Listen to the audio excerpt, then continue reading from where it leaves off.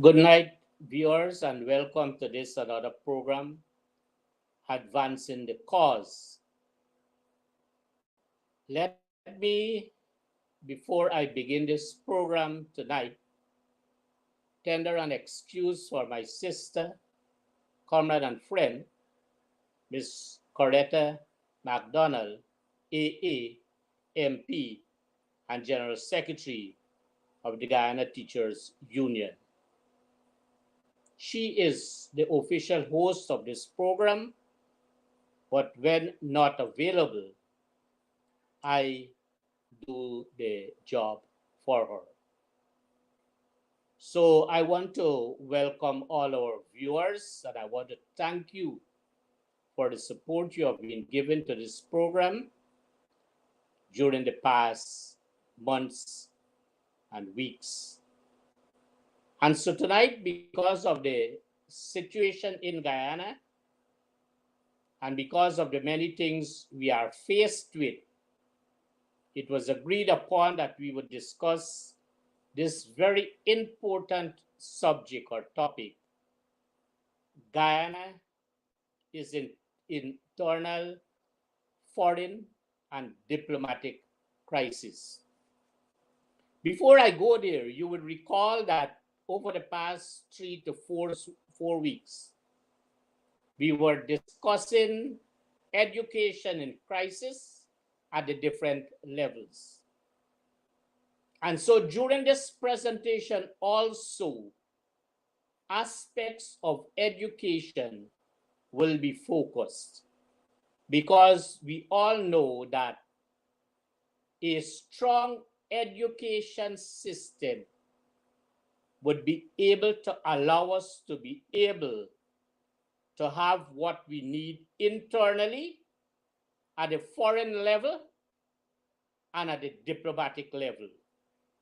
And therefore, it brings to bear that we should quite understand clearly that over the past 6 weeks thereabout, we would have had an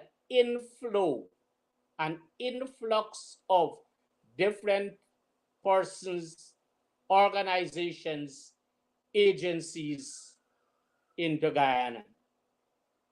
But make no mistake, those visits are not because of a strong foreign policy or because of a strong diplomatic relation. It is as a result of the poor management, mismanagement of this country.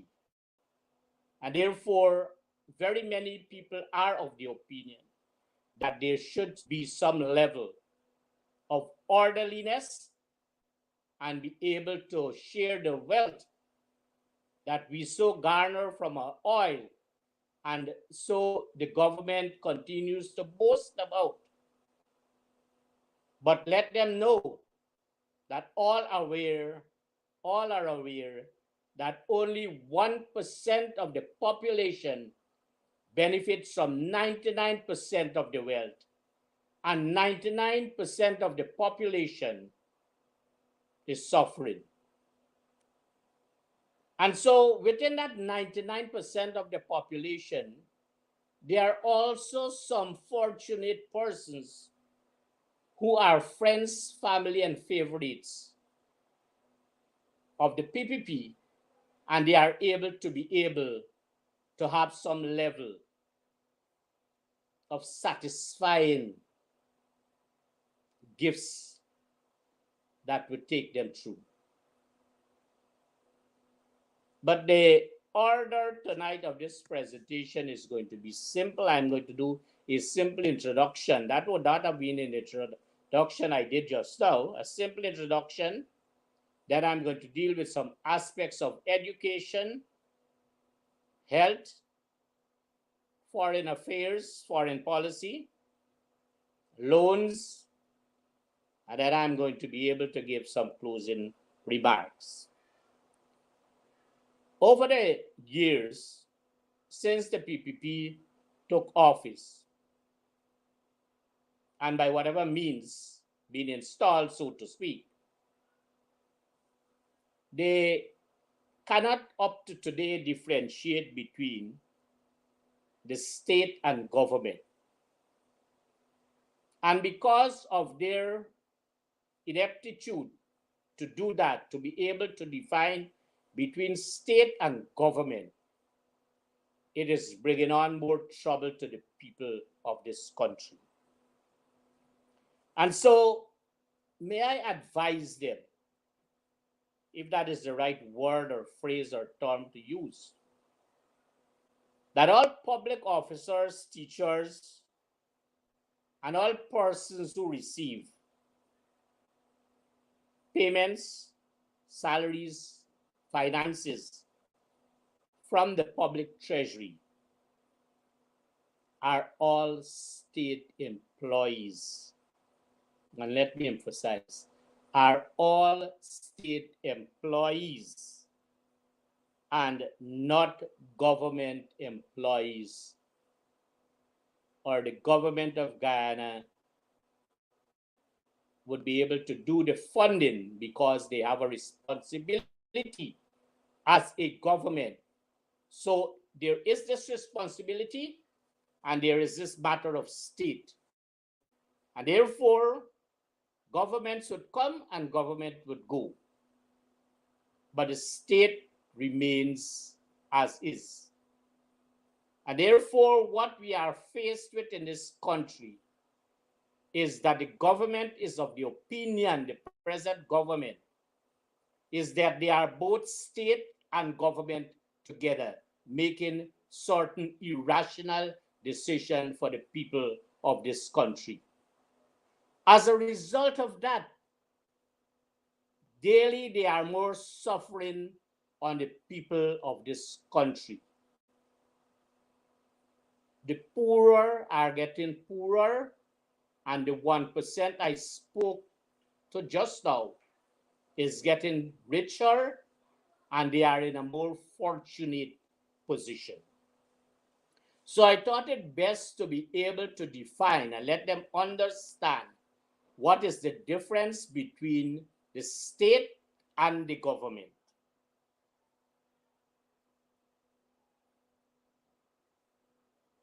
The government, as is, whether they are legal or installed, whichever one, must ensure that the state functions as effective as it ought to function and to maintain all the systems of the state. And I made mention about that early on. Therefore, we should not as a state be frustrated. Coming out of an agreed position, and I'm going to link these things, there was this Trade Union Recognition Act 9807 that falls within the state apparatus and not government.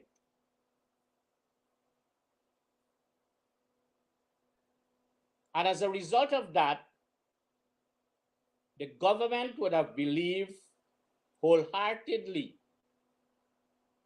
that having had this Trade Union Recognition Act come into place, 9807, they have now compromised every level of discussion. Every level of discussion. That is why an earlier program we spoke about the failure of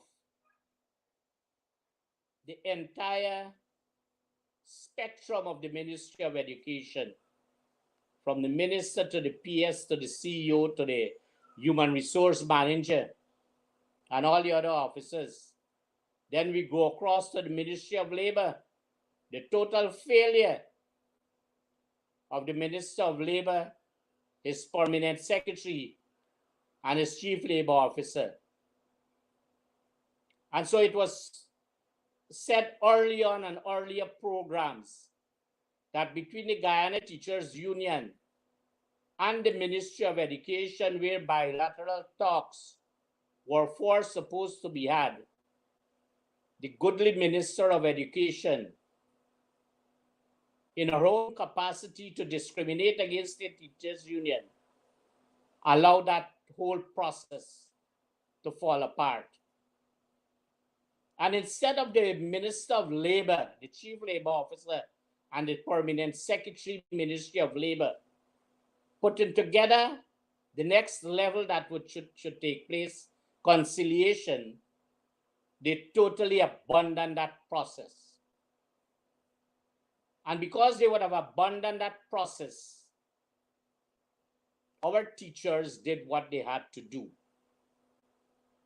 And so the rest now is a matter of the courts, and therefore I say nothing further because the matter is now in the courts.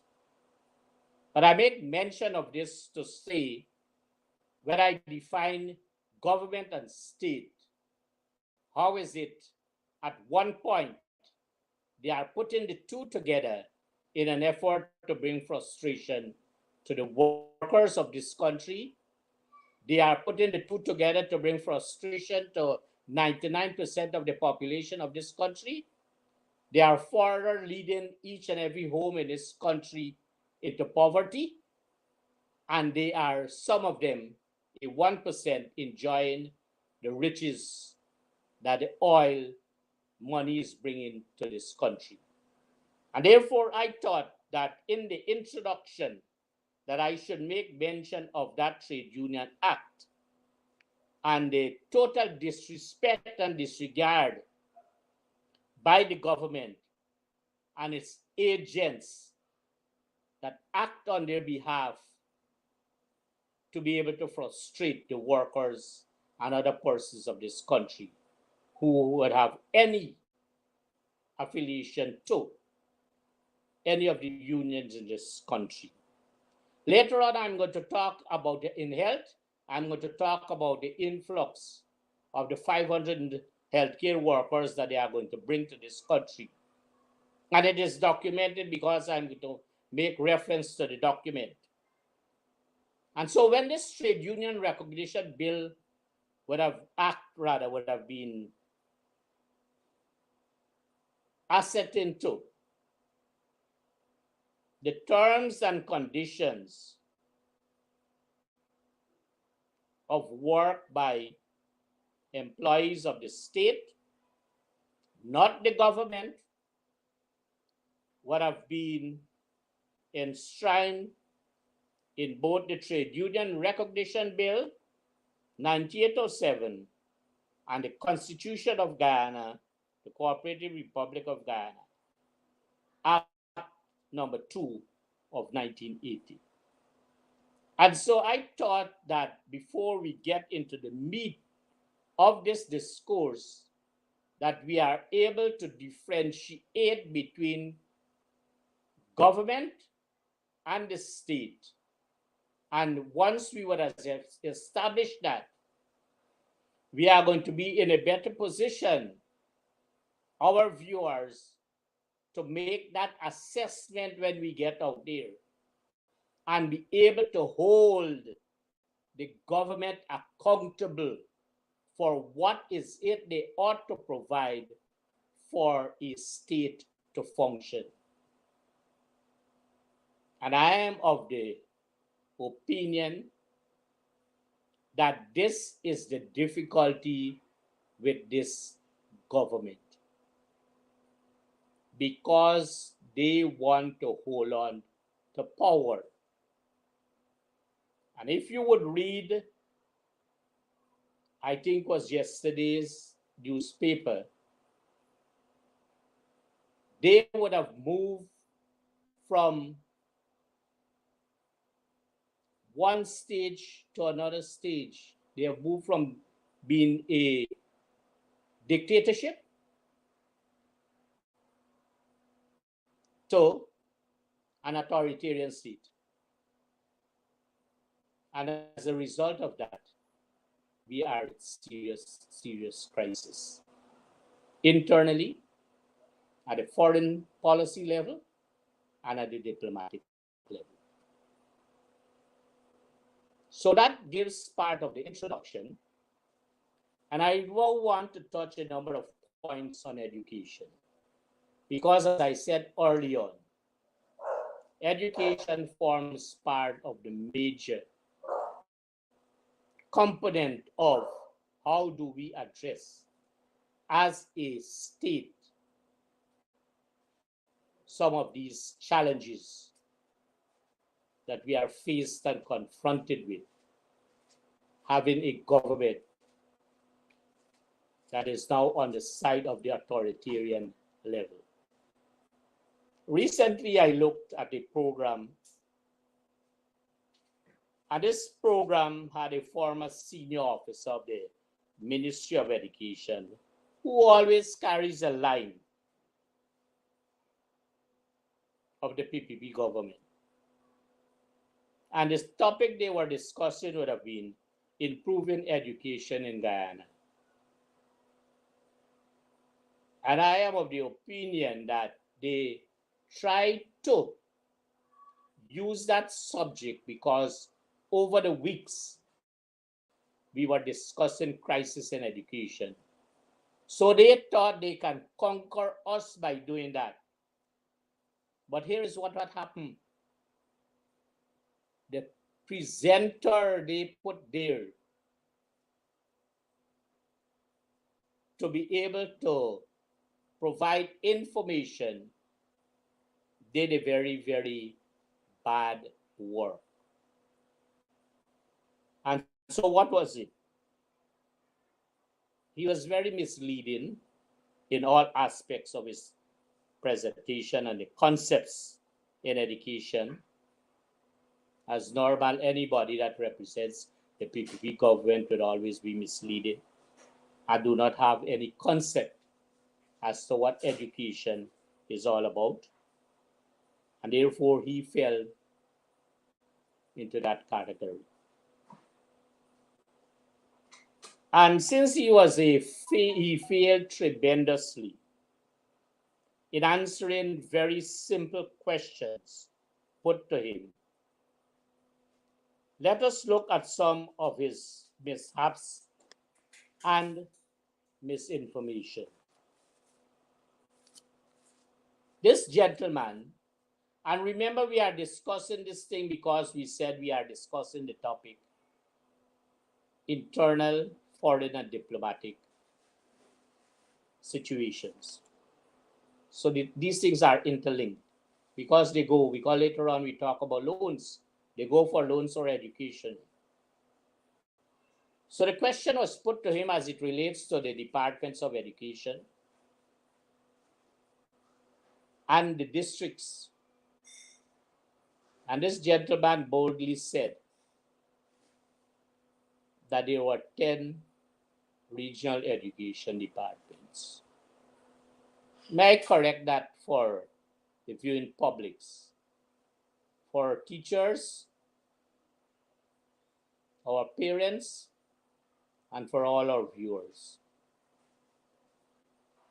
The structure of our education system provides for 11 education districts, and not as said by him, a senior education functionary who moved from one senior position and placed in another senior position and still selling the misfortunes of the PPP.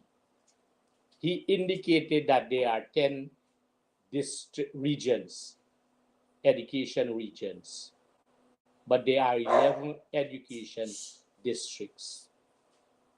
Apart from Region 4, all the other regions are considered education districts, which would be 9. But Region 4 is divided into 2 districts. Georgetown, as per se, 1, which would be the Georgetown Education District, and that is headed by a principal education officer, and the other education districts are headed by regional education officers. So maybe he might have been disturbed in his mind about the regional education officers. And then East Coast and East Bank together forms another education district. And so that gives us the 11 education districts. So viewers, I am giving you this information because as our population move from one historical background to another, we want on this program every week to be painting the picture that would give us an opportunity to see and to know facts on this program against fiction that they put out there, put in their cronies to do the mischief. But we would continue to correct it. I am sorry for this gentleman because he could not have been able to differentiate between the question was put to him, principal and a head teacher. And so the structure of the education system as established provides for three. They don't know, there is no structure, organizational structure or chart of the Ministry of Education anymore. The original, which remains there and supposed to be functional, is not there. So there are three deputy chief education officers. And I'm coming to define because he was not able to define or differentiate between a principal and a head teacher. So the deputy chief education officer administration is responsible for what we say the education system. And that is to say that this deputy chief education officer is responsible for the delivery of nursery, primary, secondary education. And so those persons who are appointed at the nursery, primary, and secondary level, in our language in education, we refer to them as head teachers. And so let me bring to bear one thing. Whenever there is a public advertisement to fill vacancies by either the school board secretariat, which goes through the Ministry of Education, or the Teaching Service Commission, which is the authorized body. On the other hand, vacancies for senior positions, because I'm going to deal with that later, because these are all misconceptions and these are all internal crises in this country.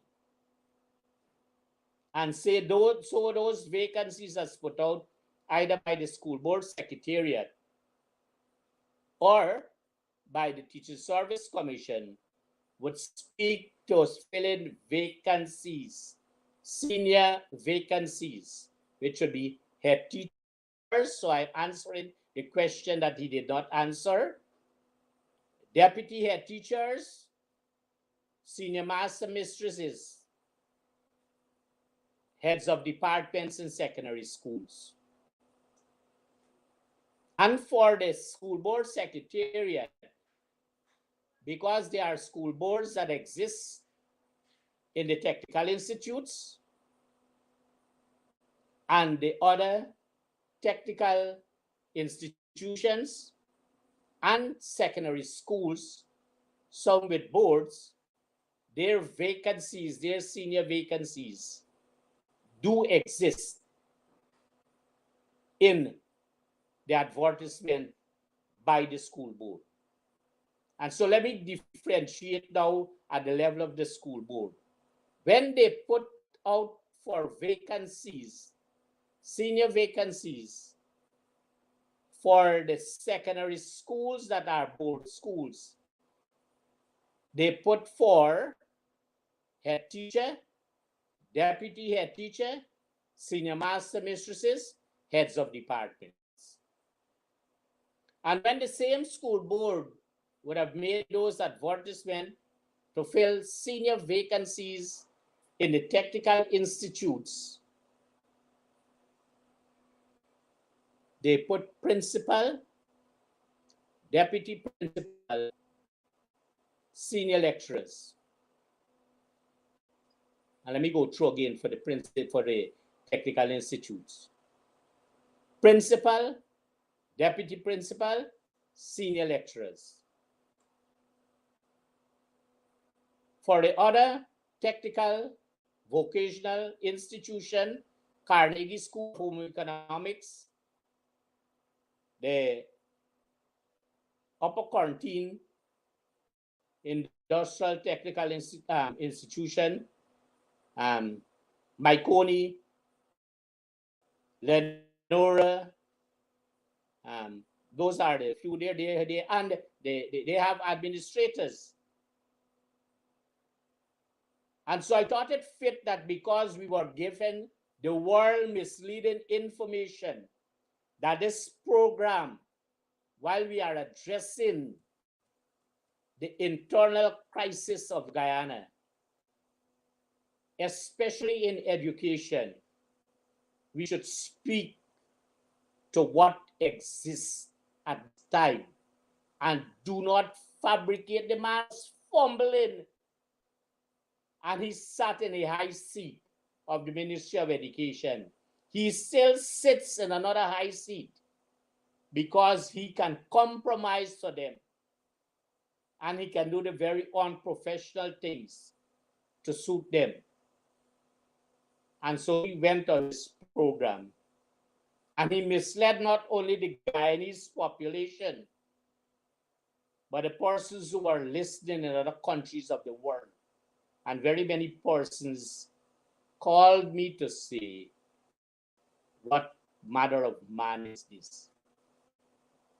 And so I thought it fit that I would make the corrections. And so the Deputy Chief Education Officer Technical would be responsible, as I said early on, for the Technical Institute. Again, he could not differentiate. There are only 4 technical institutes in this country: Essequibo Technical Institute, New Amsterdam Technical Institute, the Government Technical Institute.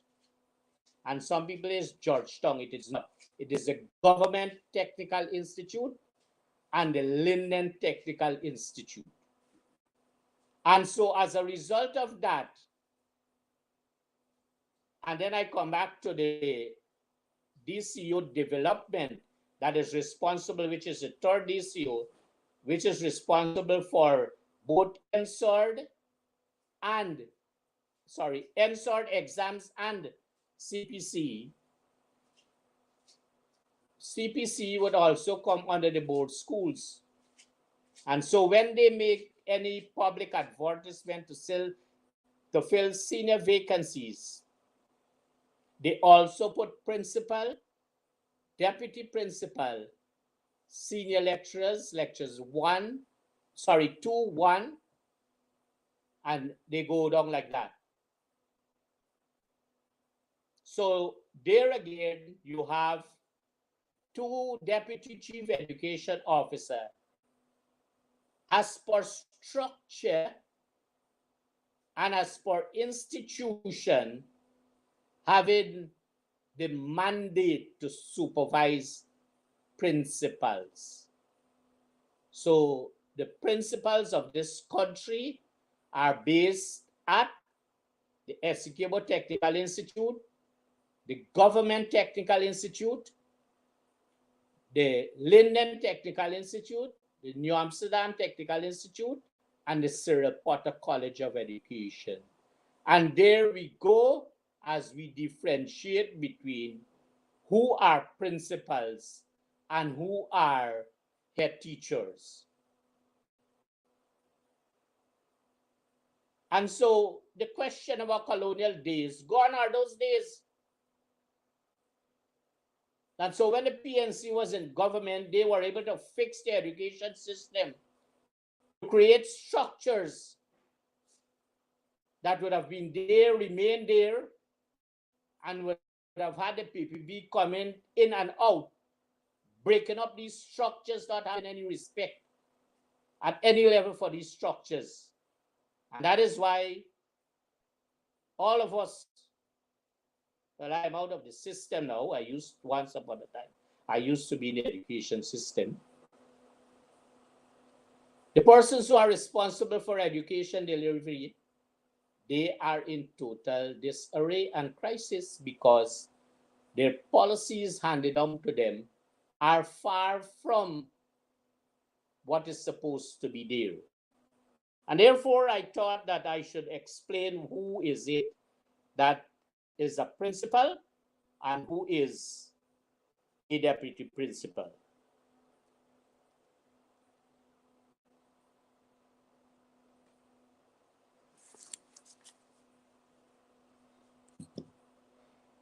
So I moved to another area in which you would have failed. Don't ever feel that we are harping on an issue of a person. We are not.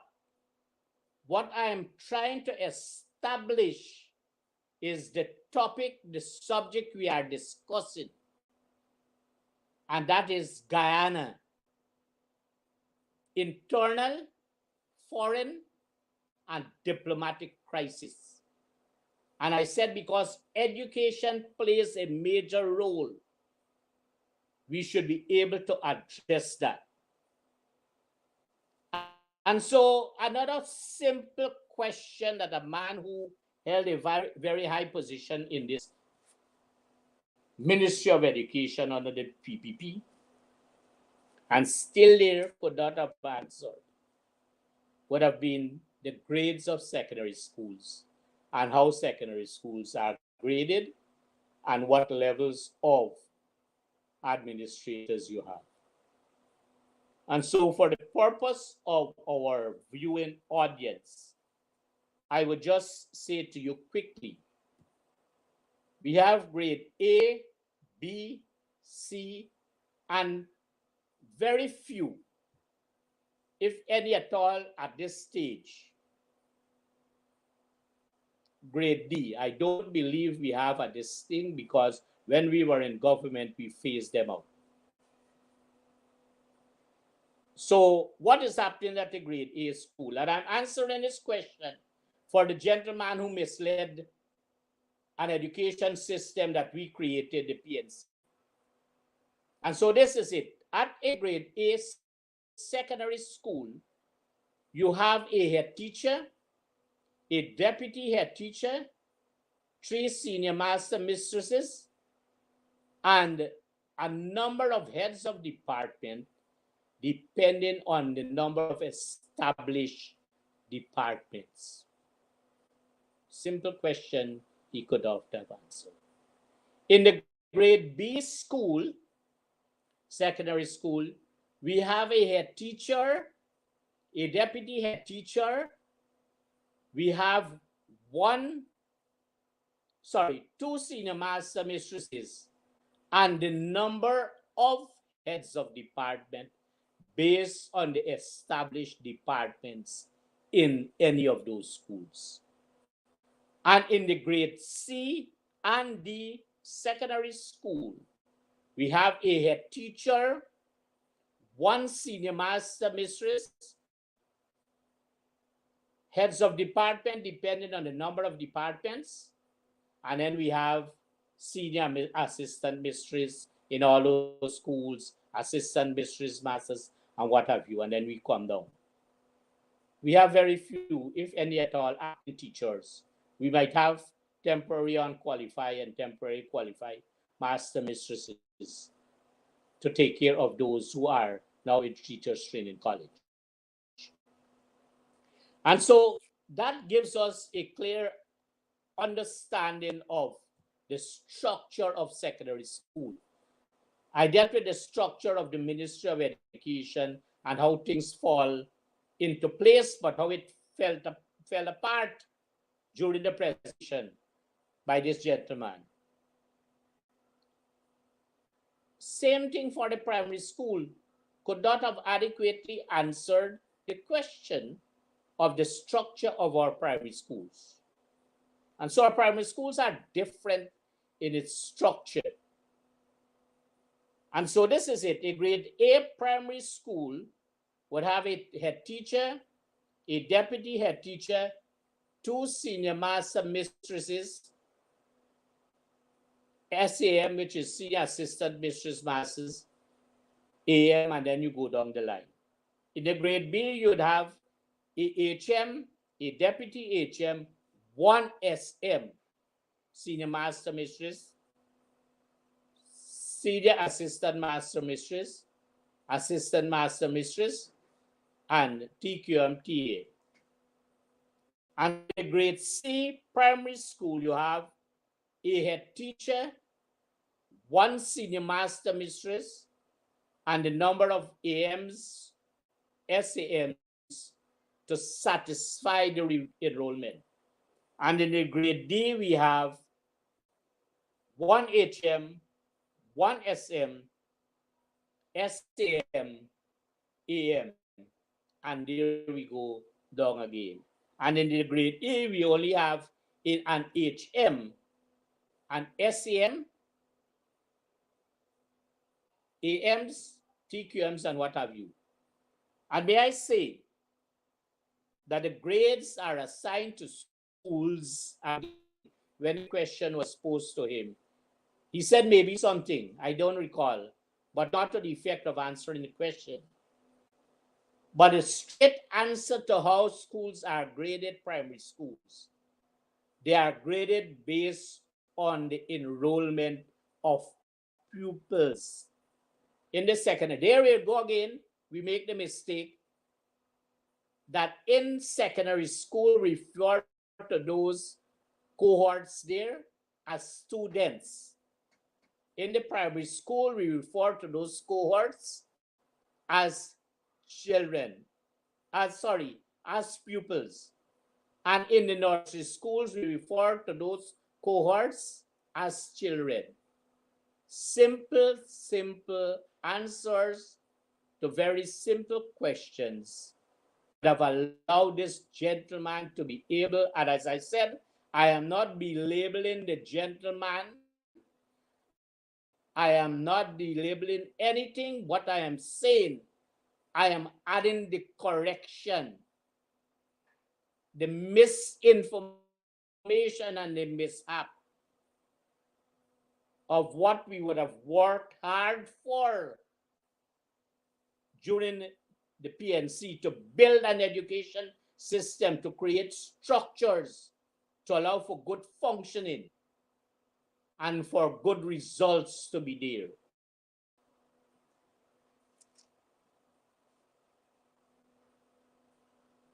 Another question was put to him, and this one is very, very alarming. Here's the question. The question is, can you name some of the high-performing schools at the secondary level? And schools were named in Georgetown. I'm not going to make mention of the names. Region 2 were mentioned. Region 6. And then I was listening. No mention, and I want the people of Linden who are listening, Region 10, no mention was made of the high performance of our students that attended the Mackenzie High School and the Wisma Christian Borg Secondary School. Mr. Thomas, if you are listening, it might be a good thing for you to be able to give the results to someone somewhere at some time of both the Mackenzie High School and the Wisbech Christianborg Secondary School at the CSEC level. Because this gentleman has presented to the viewers on that program that there was no high-performing secondary school in Region 10. Again, the disrespect for a particular geographical area of this country. And maybe he was briefed with a question before, and he was given an answer by some person or persons in the ministry, and to be able not to mention Mackenzie High nor Wisma Christianborg Secondary. And I can vouch to that because I spent 8 years working in Linden in another capacity. So I am of the opinion that I should not be labeled, and I am belabeling the point, that I should not be labeled a gentleman that made the presentation, but I should be able to, at this point, make the necessary corrections and the relevant intervention so that this crisis we are in, the internal crisis we are in, that somewhere, sometime, at that time is short, very short, when there's going to be the return of the coalition government, to be able to have a rippling effect of correcting the system. And so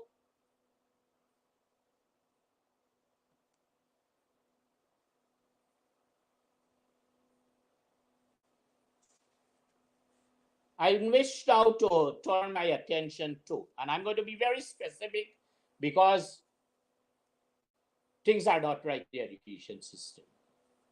Recently, and I'm going to give the scenario, there were 3 administrative appointments in 2 secondary schools in this region. One is a board school and one is a TSC school. So the head teacher of the TSC school would have been given an administrative appointment. The head teacher of the board school, secondary school, that is managed by the school board secretariat, would have had 2 administrative appointments, one in the head teacher and one in the deputy head teacher. But at that particular school, at the time of making the appointment, the administrative appointment of a head teacher, there was a head teacher appointed, came from another secondary school and was appointed at that school and was not fortunate to move on because of what person or persons would have felt that such a person should not manage the school. And so why I speak to the issue of administrative appointments, because it did not give the opportunity for competition among other persons to apply and to fill these vacancies. And this is a high level of discrimination. This should have been one of the things that should have been raised at the United Nations Human Rights Commission that held its hearing last week, when some of our people, not our people, some people were able to have all sorts of different ailments and sickness and pains and all sorts of body temperature reducing. And so I thought it fit that I should raise that issue of administrative appointment. And here we go again. At a particular technical institute in this country, during the last set of vacancies that would have advertised by the school board to fill positions of principal and deputy principal, a deputy head teacher of a particular secondary school applied and was not only shortlisted, but was on the list of persons to be appointed deputy principal of a particular technical institute. Lo and behold, this person, the deputy head teacher who was to be appointed deputy principal,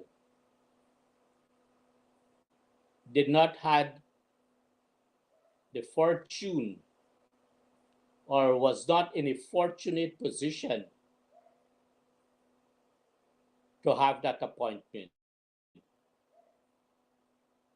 And so recently, a deputy principal without any level of advertisement and who was not a deputy principal was sent to that technical institute to be the deputy principal. Guyana in crisis, education in crisis. People are in trouble and worried about what their future holds in this country because of this level of discrimination. And so I need to address quickly some issues of school board schools, especially the technical institutes. I've advised that at a particular technical institute, there exists a board and the chairman of the Human Resource Committee of the board has not a single drop of experience in human resource. But it came from the PPP. But I'm going to give you a background because I had the history of him revealed to me some time ago and how he got into the system. And so I'm told that there was some vacancies to be filled at this particular technical institute. And what happened? He was the chairperson of the Human Resource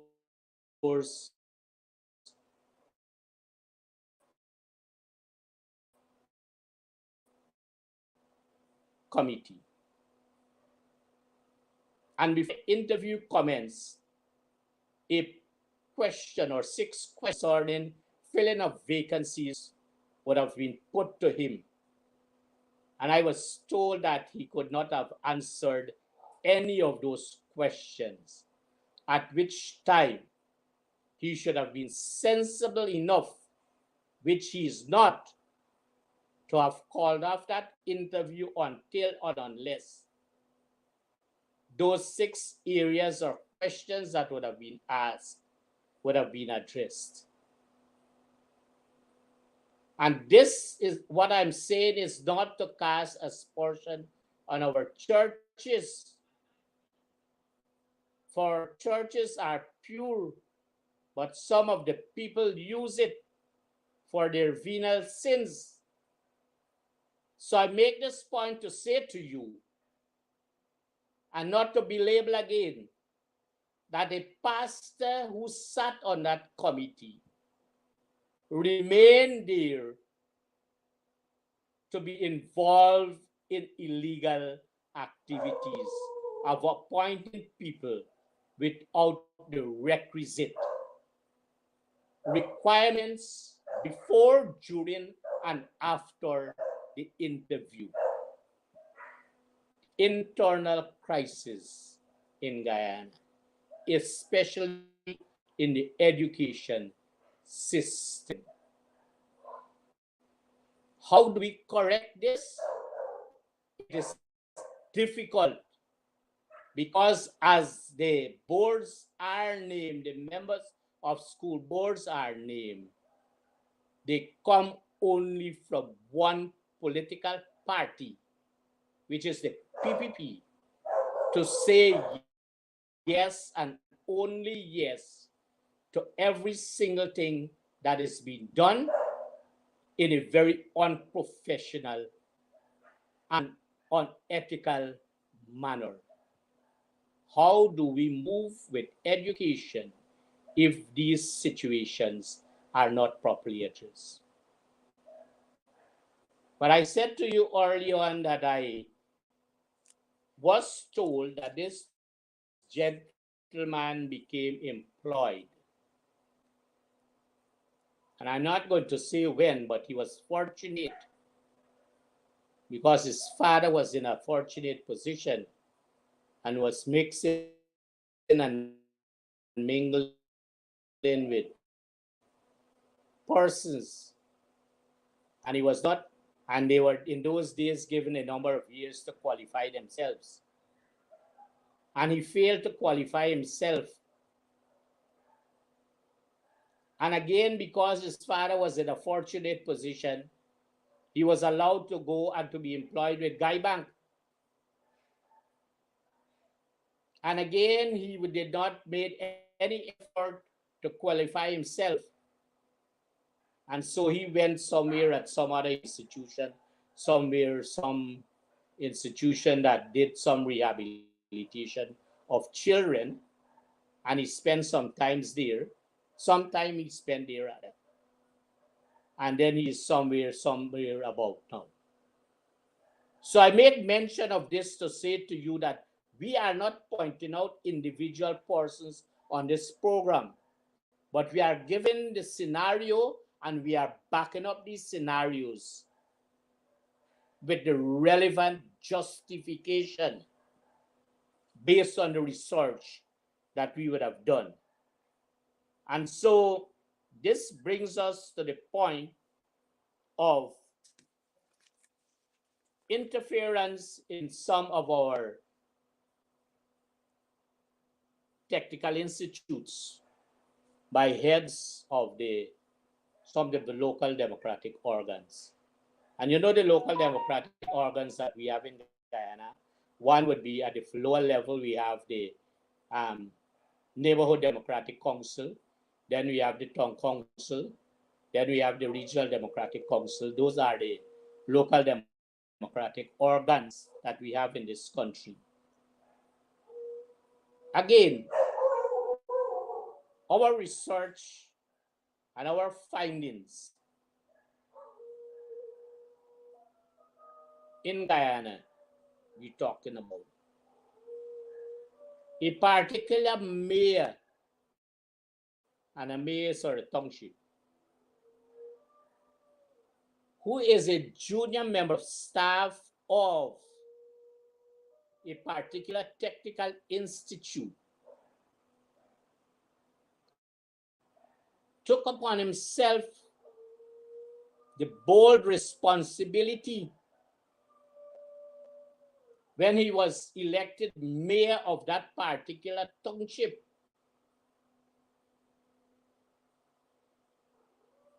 to go to where this former, because the board was not in place, this former chairman of the Human Resource Committee was stationed, took him to that particular technical institute and requested a meeting a junior lecturer with a defunct board, with defunct members, and a defunct head of the Human Resource Committee, took him to that institute, that particular institute, requested a meeting with the principal to discuss what are the programs and other issues of that institution. God forbids. But I say to you that had I been, because I would have been a principal of 2 of those technical institutes in this country, and that gentleman or those 2 gentlemen would have approached my office, they would have had a very unprofessional welcome and a very unprofessional send away, because they were not entitled to do what they were doing at that particular time. And so it gives me the opportunity to say and to advise our principals, because most time these boards and these other head teachers and what have you, be on your guard. Don't allow, be very professional in the conduct of your work. That is the advice. I'm not going to say what to do, but I'm going to advise you to be very professional in your work, who to receive, how to receive, who not to receive, and how not to receive them. And once we do that, we are in a better position to be able to respond to our duties as we deliver whatever level of the education system we were placed to deliver. And I make this point because I am saying, and I'm seeing, that more and more there are very many levels of interference in the education system by some of these heads of these local democratic organs. And we have to cut it out. But we can't cut it out because the Minister of Education is a giveaway. The PS is a giveaway. The Chief Education Officer doesn't know where he lies, where his foot is from his head. The Permanent Secretary of the Ministry of Local Government and Regional Development, he came from the Ministry of Finance. All he knows is figures. He doesn't even know the geography of this country. The Minister of Regional Development and Local Government and Regional Development went to one of these regions and could not have been able to differentiate or explain what is matrimony and what is republic. How do we have people placed in these positions? And so I make these points to indicate that our education system, those people are responsible for the delivery, are going to be in a very serious position because they are going to be trampled upon by boards that are not adequately filled with people of quality. They are going to be trampled upon by these local heads of local democratic organs, and maybe some members of these local democratic organs that don't have any idea of what education is all about. And therefore, we are at a point where Ghana is in crisis internally. And that is why we chose this subject or this topic to discuss. But hear this, viewers, hear this. This particular mayor thought it fit that he has the authority, and he did it, He wrote to a few senior government, listen, not state, government functionaries, despite the fact that the particular technical institute would have had the senior vacancies filled, deputy principal, deputy principal, and 2 senior lecturers or 3, thereabout, I don't recall. And he was writing to these government functionaries, these political masqueraders, to now come and appoint a certain gentleman who spent all his life at one technical institute and could not have even had a trained teacher certificate. Only last year, he was able to graduate by some stroke of luck.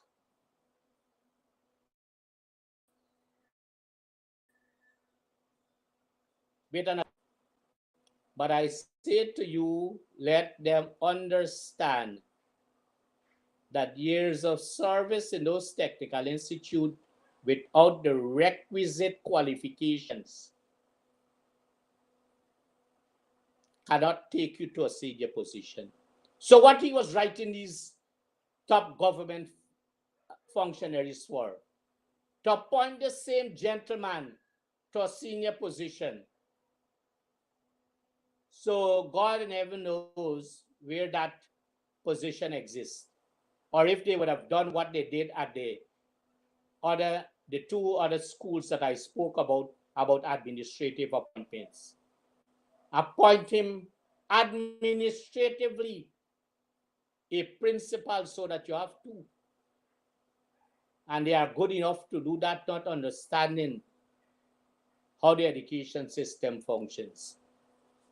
So I'm urging. But how do we urge? Because as I said early on, both the Minister of Education and the Minister of Local Government and Regional Development and their PSs don't understand what education is all about. And they might very well do what was asked of them by the particular mayor, who is a junior lecturer, I understand, at that particular technical institute. But he's wielding a lot of power.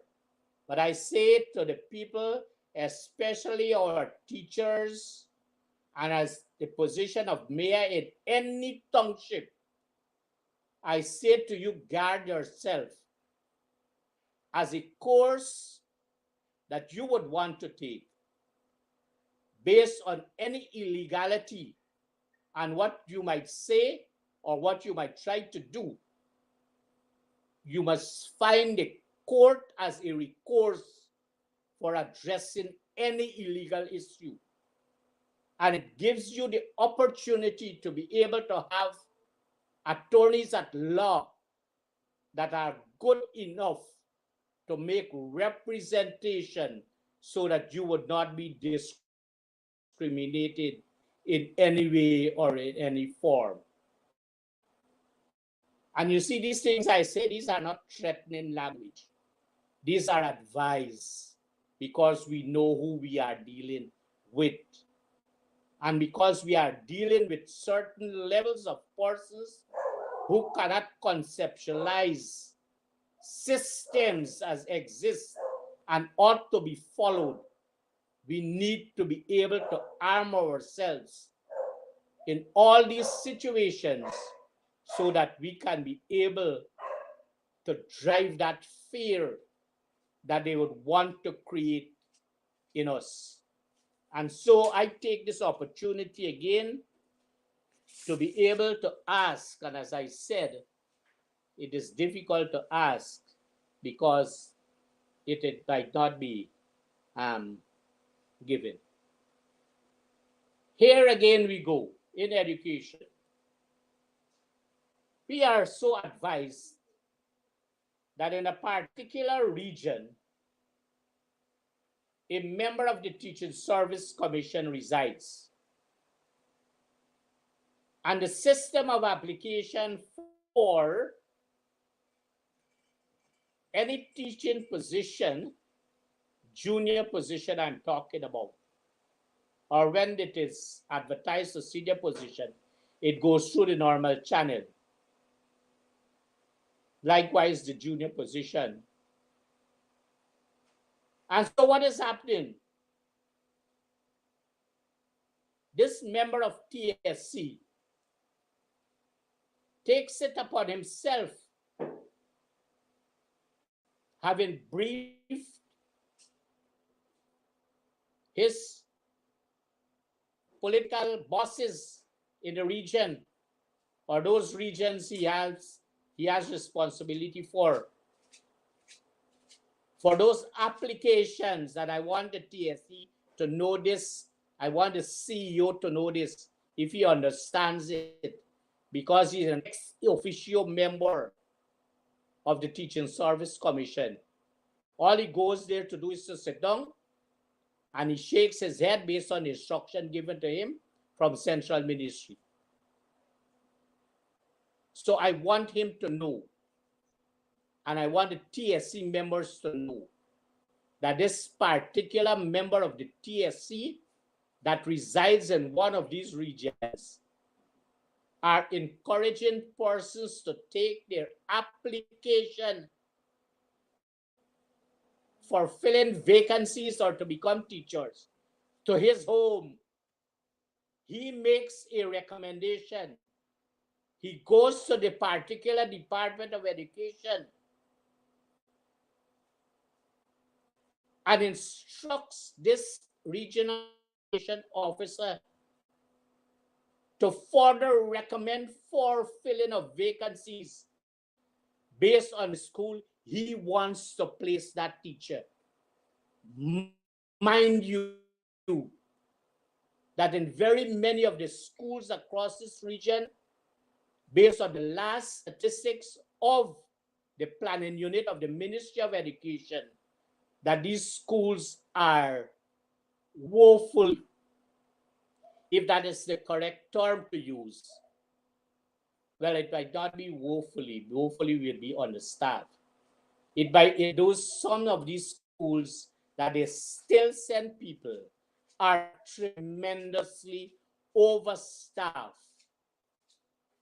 But mind you, again, this government has no responsibility of how they spend state money, the people's money, for any level of development, because their cronies, friends, favorites, and families are the persons who are employed, despite the fact the system does not call for more of those persons. And so they enjoy taxpayers' money. But the point that I want to make is the member of the Teaching Service Commission who lives in a particular region would have been advising through whatever mechanism would have existed to send these letter of applications to him first. And look, he takes those applications to the Department of Education, and the Redo joyfully signs on and says, yes, that this person can be employed. And the Redo knows exactly that the schools in the particular region are tremendously overstaffed. I want to know, how is it the Auditor General in this case would address this issue? We have to call out persons. We are not calling people names. We are not slandering any person. We are not belittling any person.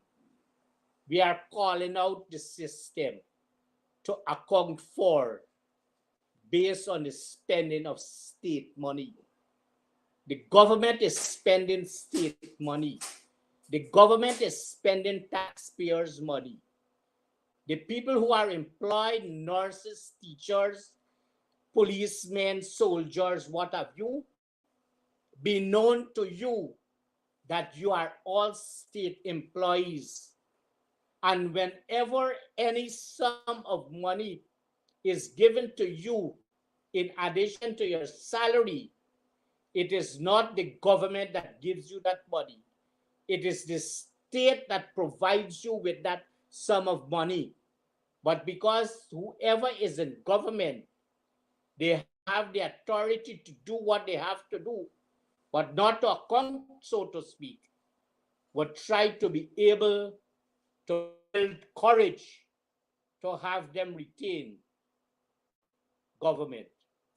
It would not happen because people are becoming every day more interested in what is going on in their country, and they are able to allow to rationalize in a way in which when people once used to treat them as though they don't understand.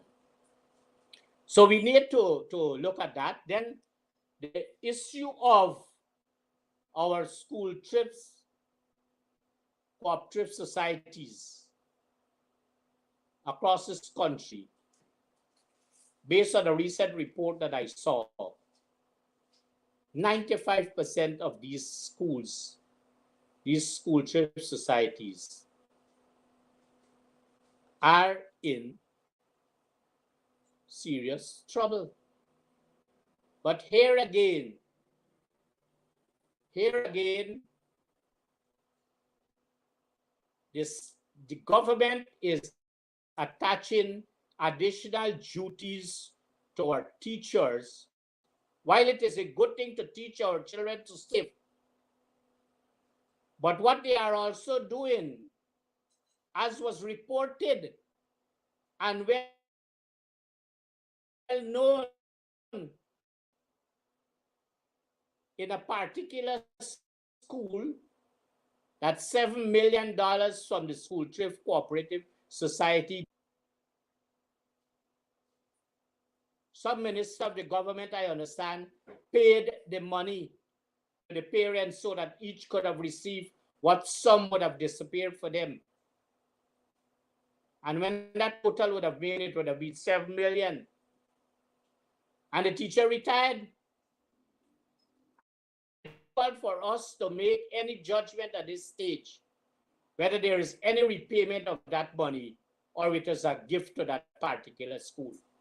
I don't know who is the minister. I don't know who is the school, but I know that it is a cooperative trust society, and I know that the teacher would have retired, and I know it is $7 million.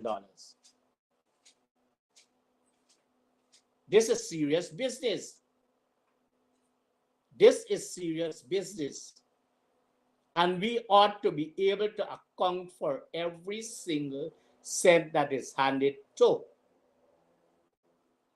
any school in any form or in any system. But if mechanisms are not put in place to assist our teachers, then it becomes a difficult task for us to be able to do that.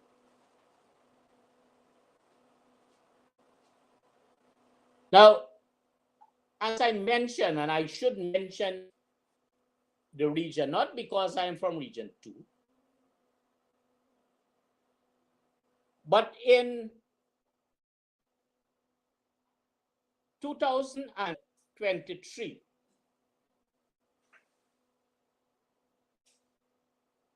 there was a statement to the effect under like item 6241, rental of buildings, that $12 million were expended for rental of buildings. To date, no one can account for which are the buildings rented, from whom they were rented, and for what purpose. I would hope, and I would glad to see the Auditor General report questioning that $12 million for rental of building. And if that was the case, let them state the buildings, for what purpose it would have been rented for, and where this building is located. And if it's by chance there is such a physical building existing. These are discrepancies, these are challenges, and these are things that we have to talk about, because people sweep them completely under the carpet and they are easily forgotten, and our children become the persons who suffer as a result of these very situations.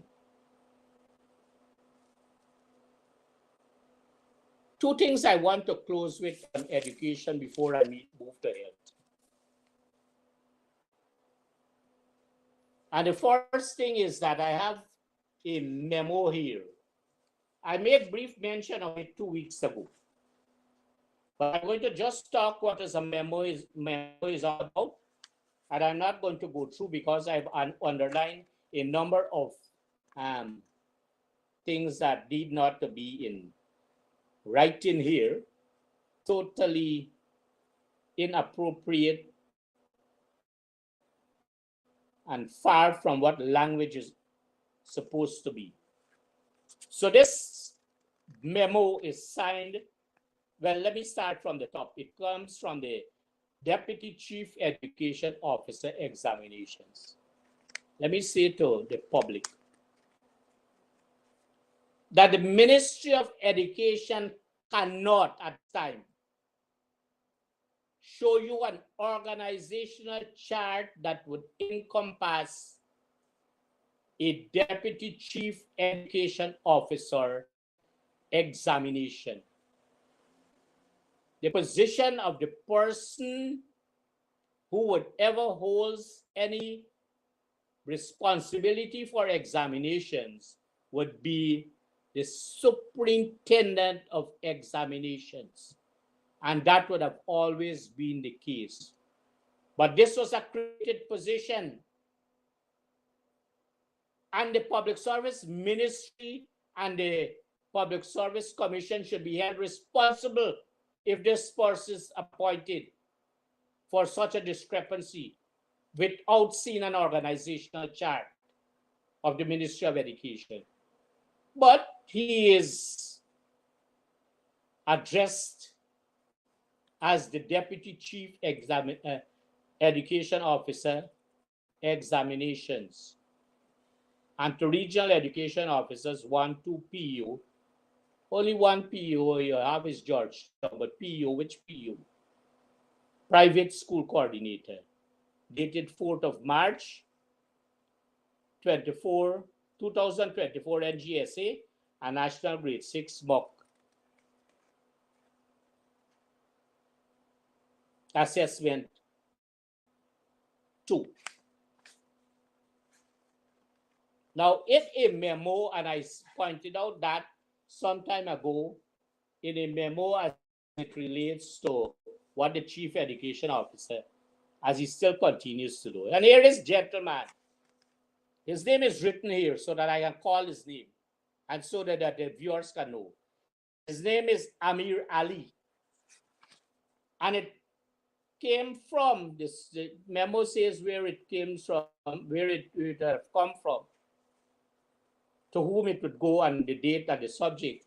But in a memo, it particularly tells you that all you have to do, because you have already stated from whom it came, all you have to, and your position, all you have to do is to sign your name.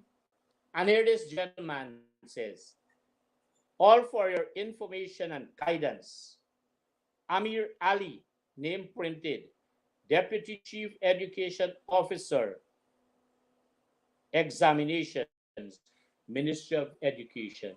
Here the disrespect. At no point did this styled person of Deputy Chief officer would have had the courtesy of sending a very important piece of memo like this. Amir Ali, the Deputy Chief Education Officer, examinations, a created position to the Guyana Teachers Union. And here is where, again, disrespect to the Guyana Teachers Union come to play again. And this gentleman is a Deputy Chief Education Officer. I guess that in the National Grade 6 assessment, that some question would appear to say, you have to write a memo to the Deputy Chief Education Officer examination addressing the conduct of this assessment and see the level, accuracy, and the format in which our children, our pupils rather, excuse me, will be able to address and write a memo as against a deputy chief education officer. Examinations, a position which is supposed to be superintendent of examinations rather. So a system would have been created for greater confusion. So I close education, the aspect of education, by saying something which is not derogatory, but something which is very, very professional and very, very commendable for the Chief Education Officer, the Deputy Chief Education Officers, the Assistant Chief Education Officer, the PO George Shung, the Redos, and all the officers of the Ministry of Education. I've been advised, and I wish to suggest what I've been advised, that you have all now become glorified political messengers of the PPP. No level of professionalism in the work of these offices. I've been advised that, I was told that, and I'm just in that at this stage because I have not labeled you that. I'm just telling you what was suggested, what was said, and I am now suggesting it. So viewers, I have now closed that point of education and we come to health. We all know and understand that health in any country is very important. So I start with point number one, and point number one is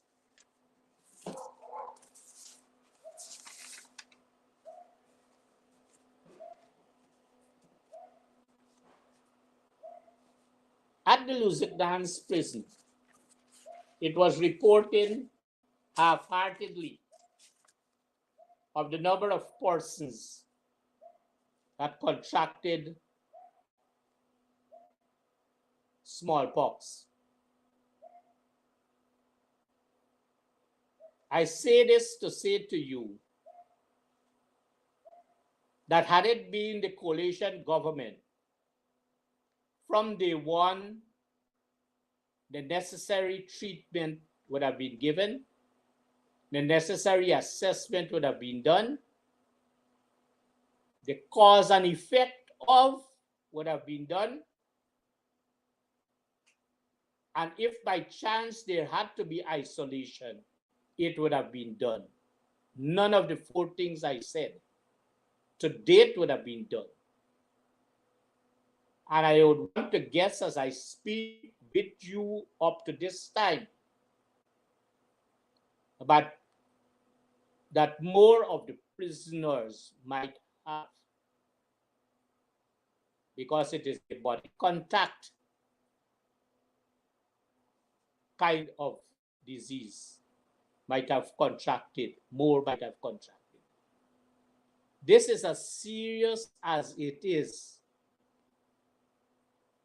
and there are no mechanisms in place to address. They are human beings despite the fact of what they would have done. And their health is important because the state has that responsibility. The Ministry of Health has that responsibility.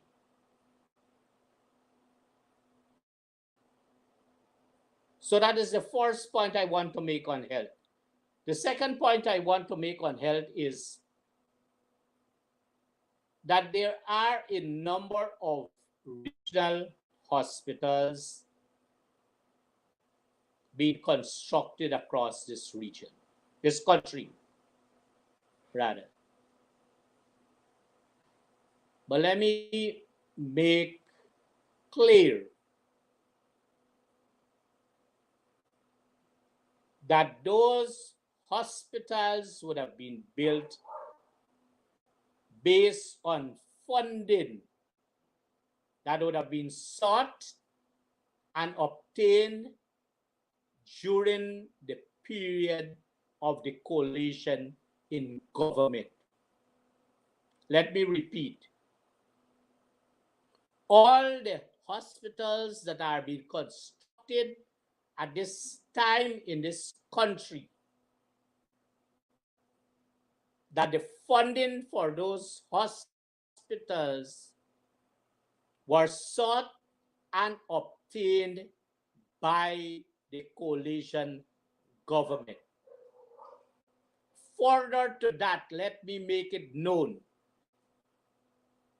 because I served as in another position in two regions that allowed me to be part of discussions as it relates to two of those hospitals. There was massive consultation from bottom up as it relates to the construction of these facilities. I am making this point so that I can indicate to you that one, PPP should not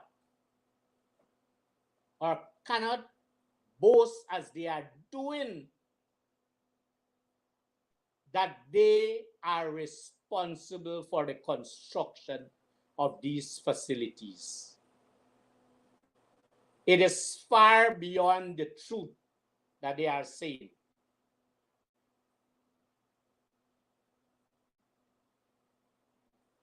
So these fundings, as I said, would have been negotiated for and approved and granted during the coalition period in government. The design period would have been done. The consultation would have been done. And so what I received was gold on a platter for the Ministry of Education, the Ministry of Health. So as they go about boasting about the construction of these facilities, they have to tell the people of this country the truth of the matter. Who negotiated, who consulted, who designed, during which period, who solicited and sought those fundings. And so, if any credit is due for the construction, design, and consultations of those hospitals that are now going up, all those credits are due to the coalition government. And we have to give credit where credit is due. The talking point in this country, the big thing is that government appoints agency to recruit 500 healthcare workers from Bangladesh. I am not talking this out of without any kind of here goes the document. This document was hidden until it was exposed.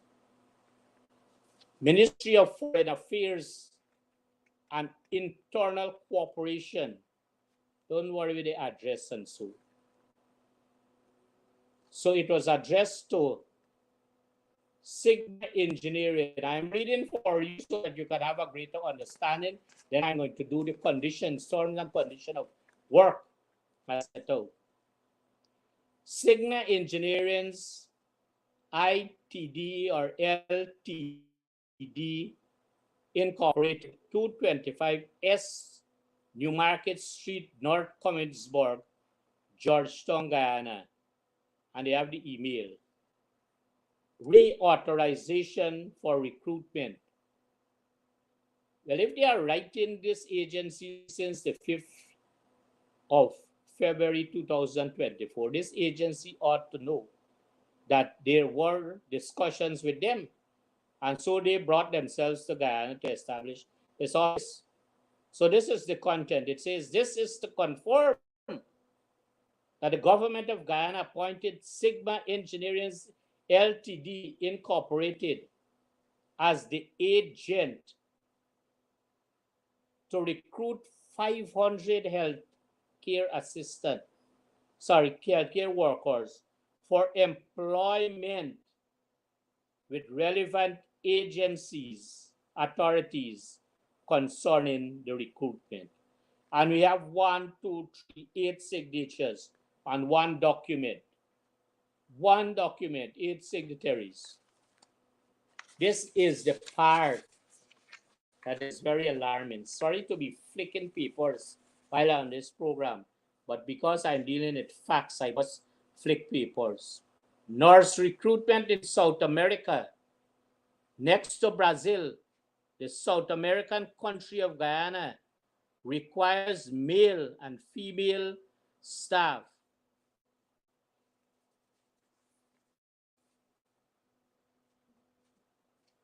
So I'm going to quickly do this here because time is catching up with us here. Time is catching up. And so quickly I'm going to say this is what they are doing.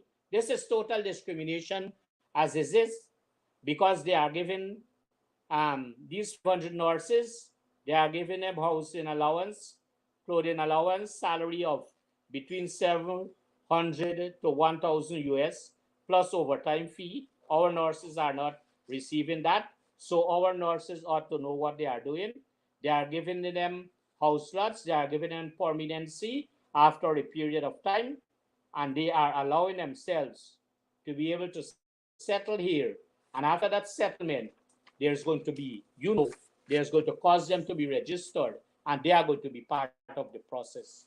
They are going to be part of the process of voting in this country. We have to open our eyes at this stage and see what they are doing. So let me quickly go through foreign affairs. And I want to say that there's no vision by the Minister of Foreign Affairs. None whatsoever. You thought. No sense of direction by this particular Minister of Foreign Affairs. To date, there's no proper statement from UTOD, the President, the Prime Minister, who is a retired Chief of Staff, nor the second Vice President, who always likes to talk. And maybe on this program, because I say that he likes to talk, don't listen, but I don't listen to his program. Listen tomorrow, my name would come up because he's going to say that fellow that Jaikaran, right? You listen to him tomorrow. My name is coming up as his press conference.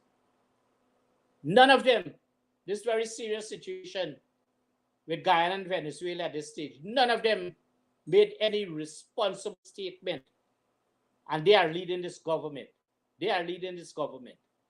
And so it is a shame when they went to St. Vincent and the Grenadines to sign the Argyle Agreement.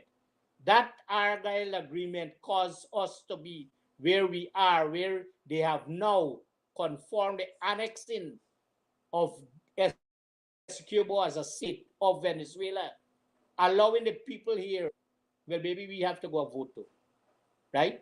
To vote, because we are now a constituency of Venezuela. And so where that came from, Maduro did what he had to do because Guyana, Irfan Ali allowed himself to be blinded by Ralph Gonsalves and Maya Motley and other CARICOM heads of government to go and sign a paper. And that signing caused us to be in this trouble. That signing caused us to be in this trouble. And because we are in this trouble, we ought to understand that Guyana, as is, with the PPP government, has always been and will continue to be disrespectful to people, organization, and agency. This matter is engaging the International Court of Justice. How is it if it is now engaging the international? This came about under the coalition, I say to you, and they are now disrespecting the International Court of Justice. What more disrespect can we show? And so because of this betrayal, we are in this state we are in at this stage. And so, ladies and gentlemen, there are a few things that we have to be able to do as Guyanese in an effort to hold this government to their feet now and always, and to account for state money, the oil money, and the people's money. Because poverty is pushing its head further and further each and every day. And each and every day there is this preaching by every member of the PPP that the oil money, it is not going to last for long, and they have no plan thereafter what they are going to do. And they are not learning, they are not seeing, and they are not understanding the countries that had oil that came to a halt, and what is it that are happening now. So viewers, I think we had a very long program. It was short for me because I could have spoken to a number of other issues, but I thought it fit that I should concentrate on the internal issues more and then briefly give to you an opportunity for you to understand what is happening to health as it relates to the 50 Bangladeshis that would be coming to Guyana.